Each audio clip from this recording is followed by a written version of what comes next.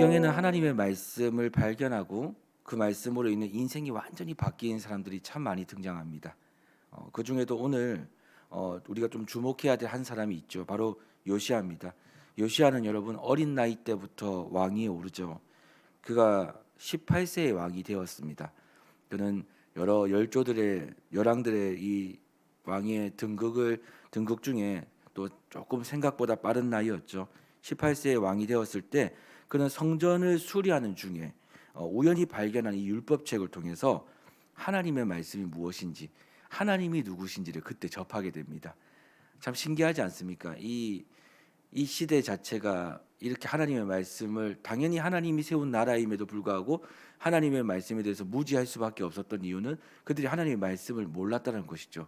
그 율법책을 쉽게 접할 수 있을 수 없는 그런 상황이었다는 것입니다. 왕마저도 하나님의 말씀을 잘 모릅니다. 그런데 그가 오늘 성전을 수리하다가 이렇게 성전을 다시 한 번 더 검토하다가 그렇게 한 번 더 둘러보다가 어느 날 율법책을 발견하게 된 것이죠. 그때 그는 하나님이 누구신지, 하나님이 자신에게 무슨 말씀을 하고자 하시는지를 알게 됩니다. 이전에는 하나님이 누구신지, 그리고 하나님과 이스라엘 그리고 유다와 어떤 관계를 맺고 있는지를 그는 전혀 몰랐습니다. 이 나라가 하나님과 무슨 관계가 있는지. 그런 요시아가 율법책을 발견하고 그 내용을 들었을 때 자신의 열조가 이 전능하신 하나님의 말씀을 얼마나 멸시하고 또 그대로 준행하지 못하고, 그리고 하나님의 그 인내하심 속에서 여기까지 왔다라는 사실을 그는 말씀을 통해 깨닫게 되죠. 그리고 그 순간 이런 마음을 먹었을 겁니다. 안타까운 거죠. 안타까운 거. 자신의 나라를 보니까 그 순간 말씀으로 깨닫게 되면서 다시 자신의 나라를 보니까 안타까운 겁니다. 아, 하나님 앞에서 우리가 또 우리 열조들이 이렇게 살았구나. 이렇게 말씀이 복을 줄 수 있는 기회들, 또 하나님이 우리나라와 자신의 삶을 인도하시겠다는 약속들이 이렇게 분명한데도 불구하고 그것을 지키지 못해서 오늘 여기까지 왔구나라는 것을 그때 깨닫게 되죠. 그때 요시아가 바로 행동에 취했던 것이 뭐냐면 바로 이겁니다. 요시아는 제사장과 서기관 또 시종들을 당시 하나님의 여선지자 훌다에게 보냈는데요. 그를 만나서 무엇을 하기를 원했냐면 하나님이 지금 어떻게 생각하는지, 이 나라를 어떻게 생각하는지, 또 하나님이 지금 이 나라를 생각하는 그 의도가 만약 심판이라면 어떻게 하면 이 남유다가 이 심판에서 벗어날 수 있는지를 훌다에게 가서 좀 물어보라는 겁니다. 지금 그게 급한 거죠. 요시아는 아마 율법책의 그 내용을 읽으면서 그 사실 유무를 이렇게 확인하면서 그는 진정성보단 어떤 그것이 그냥 사실이냐 아니냐 이것을 뛰어넘어서 그는 지금 관심이 뭐였냐면 자신의 나라가 지금 하나님 앞에서 과연 어떻게 그 결과가 펼쳐질 것인지에 대해서 그게 궁금한 겁니다. 이게 너무 궁금한 거예요. 하나님께 지금 자신의 나라가 달려 있거든요. 지금 자신의 삶뿐만 아니라 이 나라가, 이 공동체가, 언약의 공동체가 지금 하나님의 손안에 지금 달려 있거든요. 이걸 지금 알게 되는 순간부터 그는 지금 어떻게 하면 이 나라의 운명을 바꿀 수 있을까라는 그 지금 거기에 대해서 너무나도 집중하고 있고 원하고 있다는 것입니다. 그는 율법책의 내용을 들으며 분명히 이 말씀이 자신의 나라에 이루어질 것임을 믿었을 거예요. 하나하나 읽어갔을 겁니다. 아, 율법에 순종하면 하나님이 이 나라를 복을 주시겠다. 하나님의 율법을 온전히 따르면, 모세의 율법을 온전히 따르면 우리나라가 다시 회복하고 하나님이 주시는 그 은혜를 누릴 수 있겠다. 이 사실을 아마 그는 믿었을 겁니다. 그래 했기에 훌다에게 자신의 사람들을 보냈던 것이죠. 그는 조상들이 우상 숭배로 인해서 이런 여러 가지 일들을 진행했던 것에 대해서 훌다에게 여쭤봅니다. 근데 여선지자 이 훌다는 왕에게 구하는 하나님의 말씀을 그대로 신하들에게 구합니다. 그의 전달의 내용은 조금 요약하면 이런 것인데 뭐냐면 하나님은 말씀에 순종하는 자에게 하나님은 축복을 내리시고 불순종하는 자에게는 저주를 내리신다는 거예요. 아주 간단한 내용입니다. 언약을 지키는 자에게 하나님도 언약을 지키시겠다는 겁니다. 훌다의 예언대로 남유다의 마지막은 여러분 결국은 뭐냐면 그의 열조들이 해왔던 모든 일들에 대해서 그의 남유다의 결국은 사실상 멸망입니다. 그런데 이 요시야의 이 선택과 요시야가 율법을 다시 붙잡는 이 말씀을 붙잡고 살아갔던 이 사건이 얼마나 대단한 사건이냐면 사실은 하나님의 심판을요 조금 더 물립니다. 말씀을 읽다 보면요 훌다의 예언 안에 하나가 있는데 이 요시야의 시대에는 요시야로 인해서 요시야의 시대와 또 그의 백성들은요 이 심판을 면하게 됩니다. 요시야의 시대에 원래는 그 시대에 이 심판이 이 저주가 임해야 되는데 그 나라도 그때 멸망해야 되는데 요시야의 시대에는 하나님의 긍휼을 베푸셔요. 왜요? 그가 말씀을 붙잡았거든요. 그가 하나님을 붙잡거든요. 우연히 발견했던 그 율법책을요. 이것이 진리임을 믿고 그것만 붙잡고 나아가거든요. 그러니까 그로 인해서 어떤 일이 벌어지냐? 그와 함께 그의 시대는 평안을 보게 되고 그의 백성들 또한도 그 은혜를 누리게 되는 것입니다. 그가 하나님을 두려워서 그날부터 무엇을 했냐면 말씀 앞에서 겸손히 나와서 하나님 앞에 이 나라를 올려드리며 이 백성들을 올려드리며 회개를 하는 거예요. 회개하고 통곡합니다.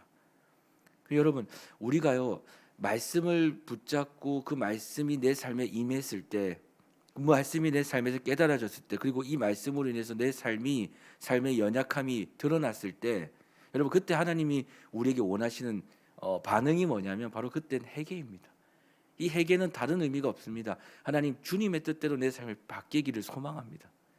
주님이 원하시는 이 말씀대로 제 삶이 그렇게 오늘 살지 못하는데 오늘 이 말씀대로 살아갈 수 있도록 제 삶을 변화시켜 주십시오. 전 그렇게 못 삽니다. 하나님 도와주십시오.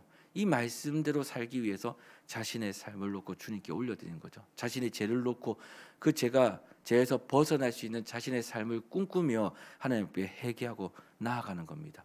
하나님 그런 자에게 뭘 베푸시는지 아십니까? 자비를 베푸십니다. 우리 하나님은 자신을 찾는 자에게 자신의 삶을 그 연약하고 힘든 그 모든 삶을 가지고 오는 자를 절대 외면치 않으시죠. 그에게 자비를 베푸십니다. 그래서 하나님께서 오늘 그의 그 모습을 보시고 진짜 자비를 베푸신 거죠. 훌다를 통해 이야기합니다. 요시야가 하나님께서 남유다에 내리시는 모든 재앙을 눈으로 보지 않고 영원한 안식에 들어갈 수 있을 것이라고 그에게 예언하죠. 20절에 그렇게 이야기하고 있습니다. 이 사건으로 요시야의 인생이 여러분 완전히 바뀌어 버립니다. 그날 이후 유다의 역사상 가장 위대한 종교개혁이 또 다시 시작돼요. 히스기야를 통해서 일어났던 이 종교개혁이 또 다시 요시야를 통해서 종교개혁이 일어납니다. 히스기야 이후 정말 대단한 종교개혁이 일어났는데 그는 어떤 일을 하냐면 요시야 말씀이 모든 백성들에게 다 전해지는 이 일에 의해서 최선을 다합니다. 그리고 그는 이미 무너져 있었던 모든 것들을 다시 세우는 하나님이 기뻐하는 그 일들을 세우는 놀라운 일들을 감당하죠. 하나님께서 그에게 정말 많은 은혜를 베푸시는데 요시야를 통해서 하나님의 뜻이 무엇인지를 백성들이 알게 되는 것입니다.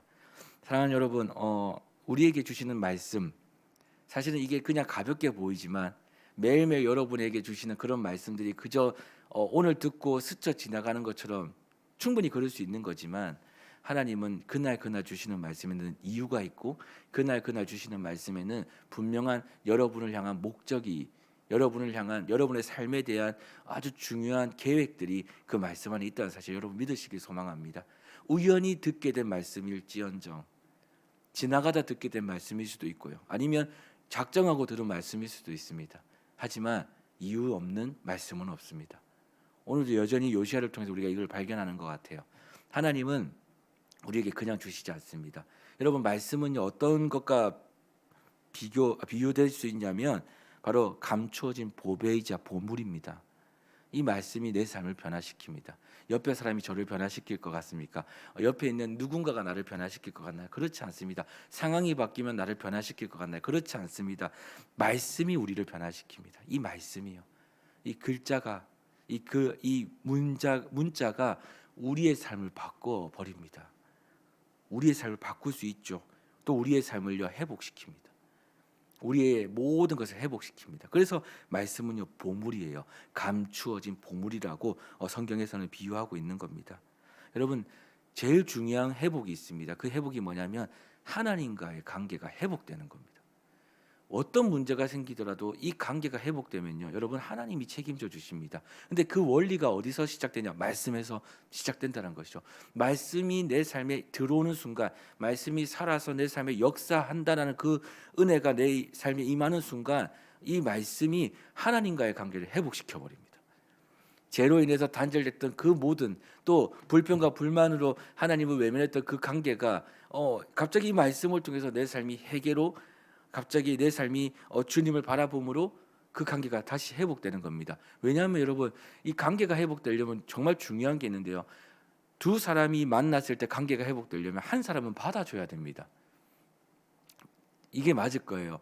두 사람이 똑같이 자신의 그 부족한 것을, 마음에 그 있었던 그 불평과 원망들, 갈등이 생겼던 요인을 같이 얘기한다면 이 관계는 쉽게 아마 섭섭한 것도 서로 얘기하면은 쉽게 이게 회복이 되기 어려울 겁니다. 그런데 한 사람은 항상 받아줄 준비가 되어 있다면 이 관계는요, 곧장 회복됩니다. 왜냐하면 이 사람이 깨닫고 돌아오면 될 일이거든요.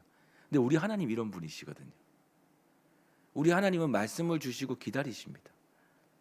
우리가 이 말씀 붙잡고 돌아오기를, 이 말씀 붙잡고 요시아와 같이 자신의 삶을 놓고 회개하기를, 그리고 하나님과 관계를 다시금 소망하기를, 이분과의 관계를 회복하고 힘쓰기를 하나님 기다리고 계십니다. 그러니까 언제든지 주님 앞에 나와서 이 말씀 의지하고 나오는 우리를 주님 반겨주시는 것이죠. 그래서 이 관계를 회복시켜요. 하나님이 회복시킨 관계에 대해서는 하나님이 책임져 주십니다. 그렇기 때문에 우리의 삶을요, 하나님 변화시켜 주시는 거죠. 오늘 요시아의 인생을 통해서 분명히 하나님은 이 일들을 펼쳐 주십니다. 그뿐만 아니라 그의 나라도 요시아 때문에 회복합니다. 요시아가 회복하니까 그의 백성들도 하나님 앞에서 관계들이 회복되어집니다. 오늘 우리의 문제들이 사실 얽히고 설킨 것들이 너무 많습니다. 복잡해요. 그렇지만 이 문제를 풀 수 있는 방법은 단 하나밖에 없다고 오늘 본문을 통해서 다시 한번 생각해 봅니다. 그 문제는 뭐냐면 바로 하나님과의 관계의 회복입니다. 하나님과의 회복입니다. 이 회복이 일어날 때 여러분, 그 이외의 문제는 사실 이제 우리의 영역이 아닌 것이죠. 우리가 해야 될 일은 뭐냐면 주님을 찾는 것입니다. 문제가 생겼을 때, 어려운 일이 생겼을 때, 뭔가 큰 일을 두었을 때 주님을 찾는 것입니다. 위기를 만났을 때도요. 그때 주님이요, 이 문제들을 해결해 주신다는 사실을 믿으시며 오늘도 우리 요시아와 같이 말씀을 붙잡는 그런 하루가 되었으면 좋겠습니다. 오늘 여러분과 저의 삶에 주신 말씀들이 있을 것입니다. 그 말씀을 온전히 붙잡고 하나님께 더 나아와 여러분의 삶을 드리며 이 하루 출발하는 저와 여러분 되기를 간절히 소망합니다.